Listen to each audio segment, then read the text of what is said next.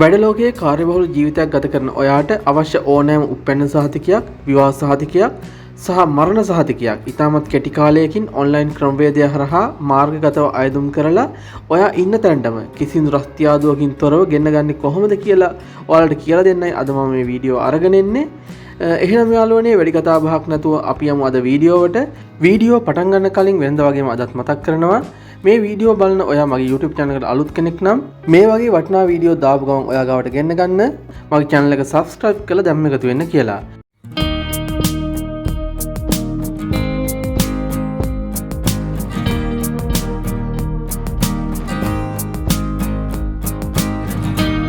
ඔයා මුලින්ම කරන්න ඕනේ ඔයා ඔයාගේ පාවිච්චි කරන ස්මාර්ට් ජංගම දුරකථනයේ එහෙම නැත්නම් කම්පියුටර් එකේ වෙබ් බ්‍රවුසර් එක ඕපන් කරගන්න එක. මම Chrome browser එක ඕපන් කරගන්නවා. Chrome browser එක ඕපන් කරගෙන මම search bar එකේ type කරනවා www.rgd.gov.lk කියලා. ඒ විදිහට type කරලා search කරාට පස්සේ ඔයාලට බලා ගන්න පුළුවන් රෙජිස්ටර් ජෙනරල් දෙපාර්තමේන්තුවට අයත් වෙබ්සයිට් එක ඕපන් වෙනවා. මෙන්න මේ වෙබ්සයිට් එක මුලින්ම භාෂාව තෝරගන්න කියලා තියෙනවා. මම මුලින්ම සිංහල භාෂාව තෝරගන්න. ඔයාලට කැමති භාෂාවක් තෝරගන්න පුළුවන් ඔයාලට පහසු ආකාරයට. මෙන්න මේ විදිහට ඒ භාෂාව තෝරගත්තට පස්සේ වෙබ්සයිට් එකේ ඇතුළත ඉන්ටර්ෆේස් එක ඔයාලට බලා ගන්න පුළුවන්. මේක අලුත් වුණු ඉන්ටර්ෆේස් එකක්. මීට කලින් වෙනත් ඉන්ටර්ෆේස් එකක් තමයි තිබුණේ. මේ වෙබ්සයිට් එකේ පහළට ගිහිල්ලා ඔයාලට ඕනම විස්තරයක් බලා ගන්න පුළුවන්. මම අද ඔයාලට කියලා දෙන්නේ උපැන්න විවාහ සහ මරණ සහතික ඉල්ලුම් කරන්නේ කොහොමද කියලා. අපි බලමු දැන් කොහොමද මේ සහතික ඉල්ලුම් කරන්නේ කියලා. මෙන්න මේ විදිහට වෙබ්සයිට් එකේ ඉහළට ගියාට පස්සේ ඔයාලට බලා ගන්න පුළුවන් මාර්ගගත සේවා කියලා තියෙනවා. ඒ මාර්ගගත සේවා කියන තැන ක්ලික් කරගන්න ඕනේ. මාර්ගගත සේවා කියන තැන ක්ලික් කරගත්තට පස්සේ මෙන්න මේ විදිහට ඔයාලට බලා ගන්න පුළුවන් උපැන්න විවාහ සහ මරණ සහතික ඉල්ලුම් කරන්න තැනක් තියෙනවා. එතන ක්ලික් කරගන්න. එතන ක්ලික් කරගත්තට පස්සේ ඔයාට මෙන්න මේ විදිහට සහතික ඉල්ලුම් කරන්න කියලා වෙබ් පේජ් එකක් ඕපන් වෙනවා බලා ගන්න පුළුවන්. තව දෙයක් විශේෂයෙන් මතක් කරන්න ඕනේ ඔයාලට වෙබ්සයිට් එකට මම කලින් කිව්වා www.rgd.gov.lk වලට අමතරව මේ ඔයාලට දැන් පේන ස්ථානයට එහෙනම් වෙබ් පේජ් එකට එන ලින්ක් එක මම කමෙන්ට් සෙක්ෂන් එකේ සහ ඩිස්ක්‍රිප්ෂන් එකේ දාලා තියන්නම්. ඒක ක්ලික් කරලා කෙලින්ම මෙතෙන්ට එන්නත් පුළුවන්. මෙන්න මේ විදිහට ඒ සහතික ඉල්ලීම කියන තැන ක්ලික් කරගත්තට පස්සේ ඔයාලගේ විස්තර වගේක් අහනවා. මුලින්ම ඔයාගේ පදිංචිය තමයි අහලා තියෙන්නේ. ඒ කියන්නේ ශ්‍රී ලංකාවේ පදිංචිකරුවෙක්ද විදේශගත කෙනෙක්ද කියලා. ඔයා ශ්‍රී ලංකාවේ පදිංචිකරුවෙක් නිසා ශ්‍රී ලාංකික පදිංචිකරුවන් කියලා ක්ලික් කරගන්න. ඊට පස්සේ අයදුම් කිරීමට පෙර ඔයාගේ ජංගම දුරකථන අංකය පරීක්ෂා කරන්න කියලා තියෙනවා. කියන්නේ ඔයා වැඩ කරන ජංගම දුරකථන අංකයත් තමයි මෙතන දාන්න ඕනේ. මුලින්ම ඔයාට පුළුවන් NIC එක එහෙම නැත්නම් ජාතික හැඳුනුම්පත හරහා සහ එහෙම නැත්නම් පාස්පෝර්ට් එක හරහා ඔයාට මේ හරහා ලියාපදිංචි වෙන්න පුළුවන්. මුලින්ම ලියාපදිංචි වීමක් තමයි මෙතන අවශ්‍ය වෙන්නේ. ඒ කියන්නේ ජංගම දුරකථනය රෙජිස්ටර් කරගන්න ඕනේ. ඒ සඳහා ඉස්සල්ලාම ජංගම දුරකථනය ඇතුළත් කරන්න පුළුවන්. ඊට පස්සේ ජාතික හැඳුනුම්පත් අංකය ඇතුළත් කරන්න පුළුවන්. ඊට පස්සේ ඔයාගේ ඊමේල් ඇඩ්‍රස් එකක් ඇතුළත් කරන්න ඕනේ. ඊට පස්සේ ඊට පහලින් තියෙන ඔයාගේ නමක් ඇතුළත් කරන්න. ඔයාගේ නමේ කොටසක් ඇතුළත් කරන්න පුළුවන්. ඊට පස්සේ පින් අංකය යවන්න කියන තැන ක්ලික් කරගන්න ඕනේ. මම මෙන්න මේ විදිහට ඒ විස්තර ටික සඳහන් කරගන්නවා. ජංගම දුරකථන අංකය සඳහන් කරගන්නවා. ඊට පස්සේ ජාතික හැඳුනුම්පත් අංකය සඳහන් කරගෙන ඊට අමතරව විද්‍යුත් ලිපිනය සඳහන් කරගන්නවා. ඊට පස්සේ මගේ නමේ කොටසක් සඳහන් කරගෙන පින් අංකය යවන්න කියන තැන ක්ලික් කරගන්නවා. මෙතනට අවශ්‍ය සියලුම විස්තර නිවැරදිව සඳහන් කරගත්තට පස්සේ පින් අංකය යවන්න කියන තැන නිල් පාට වෙන එතන ක්ලික් කරගන්න. ඒ ක්ලික් කරගත්තට පස්සේ ඔයාලට බලන්න පුළුවන් ඔයාගේ දුරකථන අංකය තහවුරු කර ගැනීම සඳහා ඔයා ටයිප් කරපු එහෙම නැත්නම් එන්ටර් කරපු ලබා දුන්නු ජංගම දුරකථන අංකයට පින් අංකයක් එහෙම නැත්නම් OTP කෝඩ් එකක් එනවා. ඒ ලැබෙන OTP කෝඩ් එක මෙතන ඇතුළත් කරන්න ඕනේ පින් අංකය ඇතුළත් කරන්න කියන තැන. මෙන්න මේ විදිහට මැසේජ් එකකින් ඒ OTP කෝඩ් එක එනවා. ඒ OTP කෝඩ් එක මෙතන ටයිප් කරන්න. OTP කෝඩ් එකක් ඔයාලට මැසේජ් එකක් විදිහට ආවේ නැත්නම් පින් අංකය නැවත යවන්න කියන තැන ක්ලික් කරගන්න පුළුවන් රතු පාටින් තියෙන ඔයා ඒ OTP කෝඩ් එක ටයිප් කරාට පස්සේ සත්‍යාපනය කරන්න කියන තැන ක්ලික් කරගන්න ඕනේ. මෙන්න විදිහට ක්ලික් කරාට පස්සේ ඔයාගේ ජංගම දුරකථන අංකය වෙරිෆයි කරගන්න පුළුවන්. ඔයා කලින් ඇතුළත් කරපු තොරතුරුත් මේ විදිහට පෙන්눔 කරනවා. හරි යාළුවනේ දැන් අපි බලමු කොහොමද සහතිකපත් ආයුධම් කරන්න කියලා. මෙතන සහතිකපත් වර්ගය කියලා තියෙනවා. එතන ඉස්සරහින් ඇරෝ මාක් එකක් තියෙනවා. එතන ක්ලික් කරගන්න.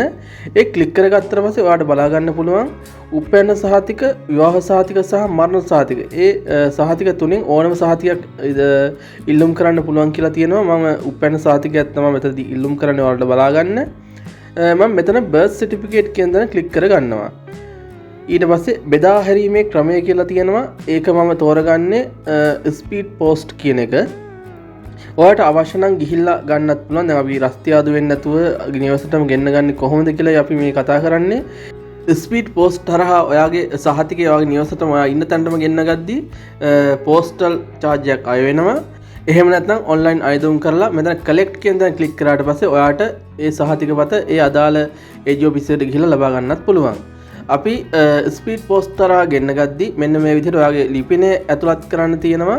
ලිපිනේ කොටස් දෙකකට තියෙනවා. ඔයාලට මේ ලිපින පෙළි 1 ලිපින පෙළි 2 කියන තැන ක්ලික් කරගන්න පුළුවන්. ඒ වගේම ආසන්නම නගරය අහලා තියෙනවා. ආසන්නම නගරය මෙතන සඳහන් කරන්න. ආසන්නම නගරය කියන්නේ පුංචි නගරයක් වුණත් කමක් නැහැ. කියන්නේ ප්‍රධාන නගරය වෙන්න අවශ්‍ය වෙන්නේ නැහැ. ළඟම තියෙන නගරයක් සඳහන් කරන්න. ඊට පස්සේ ඔයාගෙන් අහන්නේ ඔබේ ඉල්ලීම යොමු කළ යුතු කාර්යාලය තෝරන්න කියලා. එතනදී ඔයාට අදාළ දිස්ත්‍රික්කය එහෙම නැත්නම් ඔයාගේ උපත ලියාපදිංචි කරපු දිස්ත්‍රික්කය මෙතන ඇරෝ මාක් එක ක්ලික් කරලා ඒ දිස්ත්‍රික්කය තෝරලා ක්ලික් කරගන්න ඕනේ. මම කුරුණෑගල කියන තැන ක්ලික් කරගන්න. ඒ කුරුණෑගල කියන තැන ක්ලික් කරාට පස්සේ ඊට පහලින් තියෙන ප්‍රාදේශීය ලේකම් කාර්යාලය කියලා. ඒ කුරුණෑගල දිස්ත්‍රික්කයට අදාළ ප්‍රාදේශීය ලේකම් කාර්යාලය පහලින් පෙන්නනවා. එහිදී ඔයාගේ උපැන්න එහෙම නැත්නම් ඔයාගේ උපත ලියාපදිංචි කරපු ඒ ප්‍රාදේශීය ලේකම් කාර්යාලය එතනින් තෝරගන්න ඕනේ. ඊට පස්සේ ඔයාලට පහලින් බලා ගන්න පුළුවන් නිල් පාටින් තියෙන යොමු කරන්න කියලා. එතන ක්ලික් කරගන්න ඕනේ. මෙන්න මේ විදිහට යොමු කරන්න කියන තැන ක්ලික් කරගත්තට පස්සේ ඔයාගේ සහතිකපතේ විස්තර වගේක් අහලා තියෙනවා. මෙතන මුලින්ම ඉල්ලලා තියෙන සහතිකපත් අංකය කියලා මම ඉල්ලුම් කරන්නේ උපැන්න සහතිකයන් නිසා උපැන්න සහතිකයේ දකුණු පස උඩ කෙළවරේ තියෙන ඉලක්කම් 4කින් වගේ සමන්විත අංකයක්. ඒ අංකය තමයි මෙතන ඉදිරිපත් කරන්න කියලා තියෙන්නේ. ඊට අමතරව තව දෙයක් විශේෂයෙන් මතක් කරන්න ඕනේ. ඔයා විදේශයට උපන් කෙනෙක් නම් විදේශ උපැන්න සහතිකයක් තියෙනවා නම් මෙතන විදේශ උපැන්න සහතිකයෙන් කියන තැන ක්ලික් කරගන්න ඕනේ. ඒ ක්ලික් කරගත්තාම කන්සියුලර් රට කියන්නේ ඇරෝ මාක් එකේ යටතේ ඔයාගේ උපැන්නේ සහතිකය ලියාපදිංචි කරපු ඒ රට තෝරන්න එනවා. මම මෙතන ක්ලික් කරගන්නේ නැහැ ශ්‍රී ලංකාවේ උපැන්න සහතිකයක් නිසා ඉල්ලුම් කරන්නේ. ඊට පස්සේ ලියාපදිංචි දිස්ත්‍රික්කය අහලා තියෙනවා. ඊට පස්සේ ලියාපදිංචි ප්‍රාදේශීය ලේකම් කාර්යාලය අහලා තියෙනවා. ඒ යටතේ ලියාපදිංචි ප්‍රාදේශීය ලේකම් කොට්ටාශය අහලා තියෙනවා. මේ සියල්ලම මේ ඇරෝ මාක් ක්ලික් කරලා ඔයාට සිලෙක්ට් කරගන්න පුළුවන් ඒ අදාළ ප්‍රදේශ. මම ඒ විදිහට ඉල්ලුම් කරලා තියෙන විස්තර ඇතුළත් කරගන්න. මෙන්න මේ විදිහට මගේ උපැන්න සහතිකයේ අංකය ඇතුළත් කරනවා. ඊට පස්සේ විදේශ උපැන්න සහතිකයක් නම් එතන ටික් මාක් එක දාලා ඊට පස්සේ ඔයාලට බලා ගන්න පුළුවන් ඒ කන්සියුලර් රට තෝරන්න එනවා. මම ඒක ක්ලික් කරගන්නේ නැහැ. ටික් මාක් එක අයින් කරනවා. මොකද මම ශ්‍රී ලංකාවේ උපැන්න සහතිකයක් ඉල්ලුම් කරන්න ඒ නිසා. ඊට පස්සේ ලියාපදිංචි දිස්ත්‍රික්කය ඉදිරියෙන් ඇති ඇරෝ මාක් එක ක්ලික් කරලා ඒ දිස්ත්‍රික්කය කියන උපැන්න සහතිකය ලියාපදිංචි කරලා තියෙන දිස්ත්‍රික්කය තෝරගන්නවා. ඊට පස්සේ ප්‍රාදේශීය ලේකම් කාර්යාලය, ඊට පස්සේ ප්‍රාදේශීය ලේකම් කොට්ටාශය තෝරගන්නවා. ඊට පස්සේ අහලා තියෙන උපන් දිනය. ඔයාගේ උපන් දිනය මෙතන ඇතුළත් කරන්න. ඔයා කියන්නේ උපැන්න සහතිකය ඉල්ලුම් කරන කෙනාගේ උපන් දිනය තමයි මෙතන ඇතුළත් කරන්න ඕනේ. ඊට පස්සේ නම සඳහන් කරන්න කියලා තියෙනවා. ඒ උපන්න සහතිකයට අදාළ පුද්ගලයාගේ නම සඳහන් කරගන්න ඕනේ. ඊට පස්සේ ස්ත්‍රී පුරුෂ භාවය මෙන්න මේ විදිහට මම ඒ විස්තර ටික සඳහන් කරගන්නවා. ඊට පස්සේ මවගේ නම නමත් මෙතන සඳහන් කරගන්න ඕනේ. ඒ උපැන්න සහතිකය කියන ඉල්ලුම් කරන උපැන්න සහතිකයට අදාළ පුද්ගලයාගේ අම්මගේ නම තියෙනවා නම් ඒ අම්මගේ නමත් මෙතන ඉදිරිපත් කරන්න. එතකොට මේ උපැන්න සහතිකය හොයාගන්න ලේසියි ඒගොල්ලන්ට. ඒකයි මේ සියලුම විස්තර අහලා තියෙන්නේ. මම ඒ විදිහට ඒ විස්තර ටික පුරව ගන්නවා. ඒ වගේම මේ ඉල්ලුම් කරන උපැන්න සහතිකයේ ඊට පසුව කරන ලද යම්කිසි සංශෝධනයක් තියෙනවා නම් ඒ සංශෝධනය කරපු දිනයත් අහලා තියෙනවා. ඒ විස්තර තියෙනවා නම් ඒ විස්තර ටික ඇතුළත් කරන්න. ඒ වගේම සහතිකය උඩුගත කරන්න කියලා තියෙනවා. ඒ කියන්නේ ඔයාගේ යම්කිසි මේ ඉල්ලුම් කරන සහතිකයේ ෆොටෝ එකක් හරි මොකක් හරි තියෙනවා නම් ඒ සහතිකයේ ෆොටෝ එක මෙතෙන්ට අප්ලෝඩ් කරන්න පුළුවන්. එතකොට මේ සියලු විස්තර ඉල්ලා තියෙන්නේ ඒගොල්ලන්ට මේ සහතිකය තෝරගන්න. එහෙම නැත්නම් හොයාගන්න පහසු වෙන්න. ඒ කියන්නේ වෙරිෆයි කරගන්න. ඒ කියන්නේ මේ සහතිකයමයි කියලා නිවැරදි කරගන්න තමයි මේ විස්තර ඉල්ලා තියෙන්නේ. ඒ විදිහට ඒ උපැන්න සහතිකයේ ඡායාරූපයකුත් තියෙනවා. ඒකත් ඇතුළත් කරලා යොමු කරන්න කියන තැන ක්ලික් කරගන්න පුළුවන්. මේ සියලු විස්තර එහෙම නැත්නම් ඉල්ලුම් කරන සියලුම විස්තර ඇතුළත් කරලා ඊට පස්සේ ඔයාලට බලා ගන්න පුළුවන් සහතිකයේ විස්තර යොමු කිරීම සාර්ථකයි කියලා නොටිෆිකේෂන් එකක් එනවා. ඊට අමතරව ඔයා ඇතුළත් කරපු සියලුම විස්තර මෙතනදී බලා ගන්න පුළුවන්. මේ විස්තරවල යම්කිසි සංශෝධනයක් තියෙනවා. එහෙම නැත්නම් වෙනස්කමක් කරන්න තියෙනවා නම් මෙතන රතු පාටින් තියෙන ආපසු කියන තැන ක්ලික් කරලා ආපසු යන්න පුළුවන්. එහෙම නැත්නම් මේ තොරතුරු ස්ථිර නම් එහෙම නැත්නම් නිවැරදි නම් ස්ථිර කරන්න කියන තැන ක්ලික් කරගන්න පුළුවන්. මේ තොරතුරු නිවැරදි නිසා මම ස්ථිර කරන්න කියන තැන ක්ලික් කරගන්නවා. මෙන්න මේ විදිහට ස්ථිර කරන්න කියන තැන ක්ලික් කරගත්තා පස්සේ ඔයාලට බලා ගන්න පුළුවන් ඉල්ලීම සාර්ථකව ඉදිරිපත් කරන ලදී කියලා ඔබගේ ඉල්ලීම අංකයක්. එහෙම නැත්නම් අයදුම්පත් අංකයක් මැසේජ් එකක් විදිහට එහෙම නැත්නම් නොටිෆිකේෂන් එකක් විදිහට ඔයාලට බලා ගන්න පුළුවන්. මෙන්න මේ විදිහට නිවැරදිව ආයදුම් කර උපැන්න සහතිකයක් සාමාන්‍යයෙන් සතියක් වගේ ඇතුළත ඒ කියන්නේ වැඩ කරන දින 6ක් 7ක් වගේ ඇතුළත ඔයාගේ නිවසට එහෙම නැත්නම් ඔයා ඉන්න තැනටම එහෙම නැත්නම් ඔයා ඉදිරිපත් කරපු ලිපිණයට ගෙන්වා ගැනීමේ හැකියාවක් තියෙනවා. ඔයා මේ විදිහට උපැන්න සහතිකයක් ඉල්ලුම් කරාට පස්සේ ඔයාගේ උපැන්න සහතිකයේ සෙවීම ආරම්භ කරාට පස්සේ ඔයාට මැසේජ් එකක් එනවා ඔයාගේ අයදුම්පත සලකා බැලීම ආරම්භ කර ඇත කියලා. ඊට පස්සේ ඒ අයදුම්පත හරහා ඔයා ඉදිරිපත් කරපු තොරතුරු අනුව ඔයාගේ සහතිකය ඒගොල්ලෝ හොයාගත්තට පස්සේ ඔයාට මැසේජ් එකක් හරහා එවනවා ලින්ක් එකක්. ඒ ලින්ක් එක ක්ලික් කරලා ගිහිල්ලා ඔයාට ඒ සහතික පත් වලට අදාළව ගෙවීම් කටයුතු කරන්න පුළුවන්. මෙන්න මේ විදිහට මට ලින්ක් එකක් ඇවිල්ලා තියෙනවා මැසේජ් එකක් කරා. ඒ ලින්ක් එක ක්ලික් කරාට පස්සේ මෙන්න මේ විදිහට විස්තර ඔයක අහලා තිබුණා. ඒ කියන්නේ පිටපත් කරන්න කීයක්ද ඕනේ කියලා 1 2 3 4 5 කියලා පිටපත් 5ක් දක්වා ඔයාලට අයදුම් කරන්න පුළුවන්. මම පිටපත් එකක් කියලා ටයිප් කරනවා. එකක් ටයිප් කළාට පස්සේ පිටපත් එකයි කියලා ටයිප් කරාට පස්සේ සහතිකපත් ගාස්තුව විදිහට රුපියල් 120ක් අය කරනවා.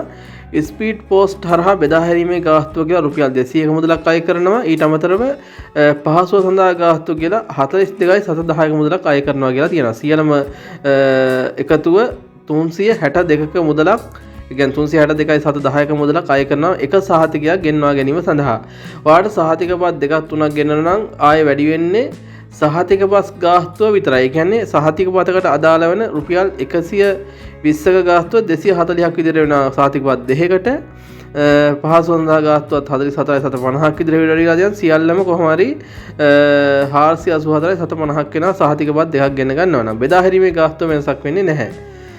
මම සහතිකපත් එකයි ගෙන්න ගන්න ඒ නිසා එක පිටපතක් කියලා සඳහන් කර ගන්නවා. එතකොට මට ගෙවන්න වෙන්නේ සහතිකපත් සඳහා ගාස්තුව රුපියල් 120යි බෙදා හැරීමේ ගාස්තුව රුපියල් 200ක් සහ පහසුව සඳහා ගාස්තුව කියලා පුංචි සුළු මුදලක් තියෙන්නේ. ඊට පස්සේ ඔයාලට බලා ගන්න පුළුවන් මම ඉල්ලුම් කරපු සහතිකයේ කොටසක් ඡායාරූපයක් විදිහට ඉදිරිපත් කරලා තියෙනවා. ඒ ඡායාරූපයේ තියෙන ඒ සහතිකය ඔයාගේ නම් විතරක් පහලින් තියෙන ගෙවන්න කියන නිල් පාට තීරුව ක්ලික් කරගන්න පුළුවන්. ඔයාගේ සහතිකය නෙමෙයි නම් ඒතර ෆොටෝ එකේ තියෙන්නේ අවලංගු කරන්න කියන තැන ක්ලික් කරගන්න පුළුවන්. මම ගෙවන්න කියන තැන ක්ලික් කරගන්නවා. ගෙවන්න කියන තැන ක්ලික් කරාට පස්සේ ඔයාට ගෙවීම් කටයුතු කරන්න පුළුවන්. මෙතනදී විනාඩි 10ක් වගේ ඇතුළත මේ සියලුම කටයුතු මෙතන ගෙවීම් කරලා ඉවර කරන්න ඕනේ. මෙතන තියෙනවා I accept කියලා. ඒ කියන්නේ කොන්දේසි වගේක් තියෙනවා. ඒ කොන්දේසි වලට එකඟ වෙනවා කියලා තියෙනවා. එතන ටික් මාක් එකක් දාගන්න. ඊට පස්සේ payment method එක සිලෙක්ට් කරන්න තියෙනවා. එතන ක්ලික් කරගන්නවා මම any visa කියන තැන. මම ATM කාඩ් එකක් හරහා තමයි මේ ගෙවීම් කටයුතු කරන්නේ. ඊට පස්සේ ඔයාලට බලා ගන්න පුළුවන් proceed කියලා තියෙනවා නිල් පාටින්. එතන ක්ලික් කරගන්න. ඊට පස්සේ ඔයාලට බලා ගන්න පුළුවන් රුපියල් 362ක මුදලක් ගෙවන්න කියලා තියෙනවා. එතනදී ඔයාලට පුළුවන් pay now කියන දේ ක්ලික් කරගන්න නිල් පාටින් තියෙන. ඒ pay now කියන දේ ක්ලික් කරගත්තට පස්සේ ඔයාට ඔයාගේ බැංකු කාඩ් පතේ විස්තර ඇතුළත් කරන්න එනවා. payment gateway එකක් මෙතන තියෙන්නේ. එතන ක්ලික් කරගන්න. එතන ක්ලික් කරගත්තට පස්සේ ඔයාට බලා ගන්න පුළුවන් ඔයාගේ බැංක් කාඩ් එකේ විස්තර ඉල්ලලා තියෙනවා.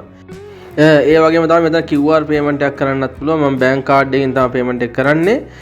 මෙතන name on card කියන තැන මම visa කියලා type කරගන්නවා. ඊට පස්සේ කාඩ් නම්බර් කියලා තියෙනවා. එතනදී කාඩ් එකේ උඩින් තියෙනවා ඉලක්කම් 16ක වගේ අංකයක්. ඒ අංකය සඳහන් කරගන්නවා. ඊට පස්සේ expire date එක. ඊට පස්සේ කාඩ් එකේ පිටිපස්සේ තියෙනවා ඉලක්කම් 3කින් සමන්විත CVC නම්බරයක්. ඒ නම්බරය සඳහන් කරලා submit කියන තැන ක්ලික් කරගන්න පුළුවන්. ඊට පස්සේ සමහර අයට බලා ගන්න පුළුවන් වෙයි ඔයාලට බැංකින් OTP කෝඩ් එකක් එනවා. සමහර අයට විතරක් එයි මේ OTP කෝඩ් එක. OTP කෝඩ් එකක් આવත් ඒ OTP කෝඩ් එක type කරලා submit කරන්න තියෙන්නේ. මේ විදිහට OTP කෝඩ් එක ටයිප් කරලා සබ්මිට් කරාට පස්සේ මේ සියලුම වැඩ මෙතනදී අවසන් වෙනවා. ඔයාට මේ ඉල්ලුම් කරපු සහතිකය සාමාන්‍යයෙන් වැඩ කරන දින 5-6ක් වගේ ඇතුළත, ඒ කියන්නේ සතියක් වගේ ඇතුළත ඔයා ඉල්ලුම් කරන මේ සහතිකය ලබා ගැනීමේ ගෙන්වා ගැනීමේ හැකියාවක් තියෙනවා. මෙන්න මේ විදිහට උපැන්න සහතික, විවාහ සහතික සහ මරණ සහතික තියෙනවා පහසුවෙන් ඔයා ගාවට ගෙන්න ගන්න පුළුවන්. ඔයාට මම අද වීඩියෝ හරහා කියා දුන්නු දේ ඔයාට ගොඩක් පැහැදිලි වෙන්නේ නැති, එහෙම නැත්නම් තේරුම් යන්නේ නැති කියලා මම විශ්වාස කරනවා. අපැහැදිලි තැනක් තියෙනවා නම් ඔයාට මේ වීඩියෝ එකට අදාළ කමෙන්ට් සෙක්ෂන් එකේ මැසේජ් එක ටයිප් කරගෙන යන්න, මම ඔයාලට උදව් කරන්නම් මොනවද කරන්න ඕනේ කියලා. එහෙනම් යාළුවනේ මේ වගේ තවත් වටිනා වීඩියෝ එකකින් ඔයාලව නැවත හමු වන තුරු ඔයාලා හැමෝටම සුබ දවසක්.